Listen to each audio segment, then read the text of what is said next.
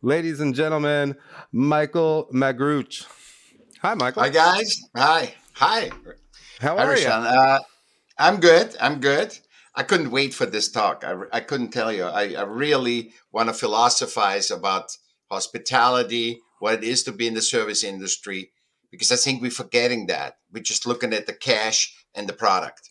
It needs to be Michelin food and a stunning restaurant, and that's it. We have forgotten that is essential archetypal ritual that humans had. You ate in your cave, and then You sh- we built your tribe, and then we ate at the campfire and shared it with each other and had and the shared without. camaraderie. Like we all played a Yeah, part in it back then. The meal had to exactly. We had yeah to come we from. all everyone and we shared and we shared not only food but we shared stories which people do today too, but they're just unaware of it. See, if you respect going to a restaurant or as a ritual, as a ancient old ritual, to share stories, to share food, and to be together and relate to each other, not on a screen like we do now or on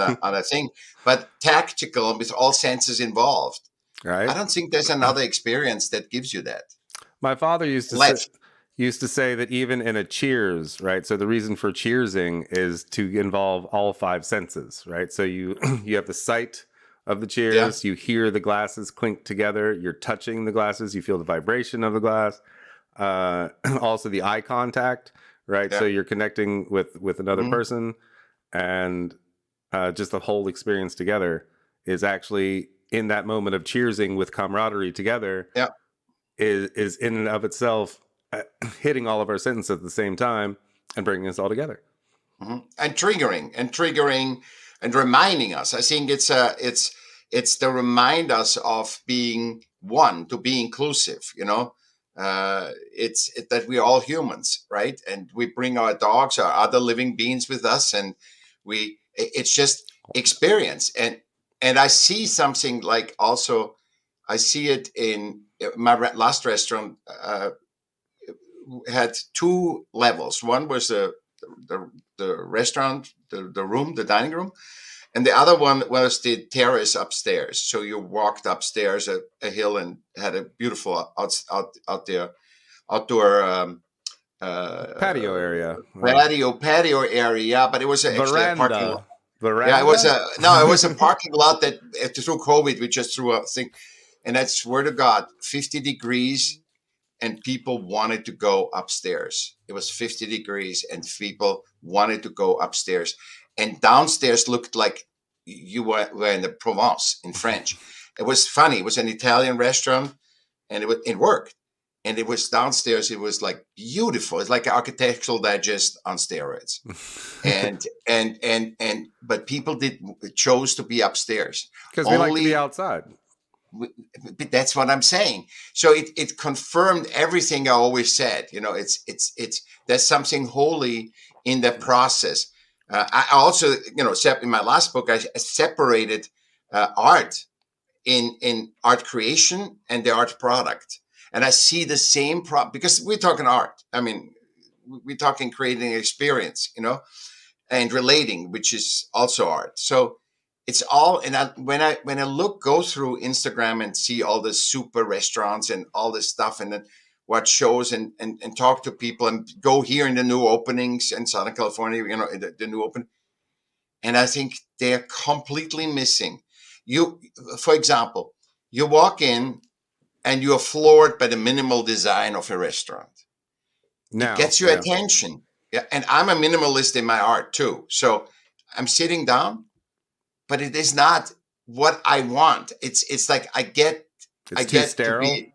Yeah, it's sterile. It's not fulfilling, because I think in human in we work in humanity. We're selling actually humanity packaged in food and whatever. In humanity, success is fulfillment. It's like the feeling that you have right after the orgasm.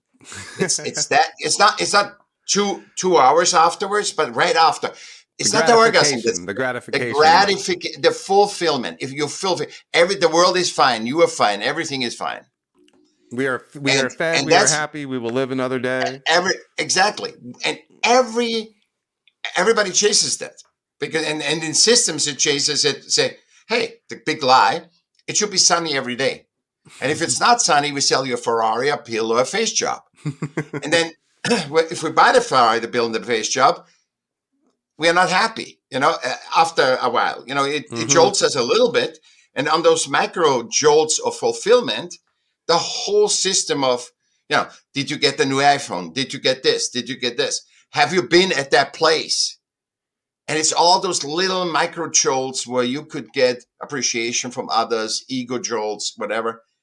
But really is the experience, the fulfillment is when you are in the moment and you sit with somebody like, I'm fulfilled right now because I'm talking one-to-one and I'm Hanging milking out. that moment because I say, milk the fulfillment and don't think about other things. I mean, we couldn't because dialogue forces you to, pay attention to the other person.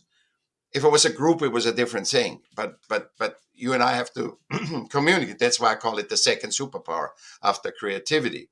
And then I call the third superpower adaptability, that we adapt to each other. And in restaurants, in hospitality, your third superpower needs to be really, really thing because you have to adapt Connection. constantly and also be able to dialogue with somebody, and be okay with who you are. Not being an arrogant waiter that only looks how much money he makes. It's just You're there for you the got to be a experience. You're human. connecting with your guests, and those are the best guests, like when we waited tables, the guests who were just very, very sterile themselves, right? And just like, oh, Yeah, do you do your job, take care of me? Or you have the yeah, guests that are just super engaging and ask you about your life and they want to have fun. They yeah. want to become your friend, right? And I had, they're usually the best tippers too. I know, I had the least. If people want to go to, and this is something interesting to look at, for any restaurant person that listens to that, because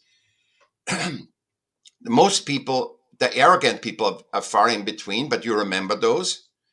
And the most people, 99%, go to a restaurant to engage. I felt, in the last half year, I felt they all came to engage.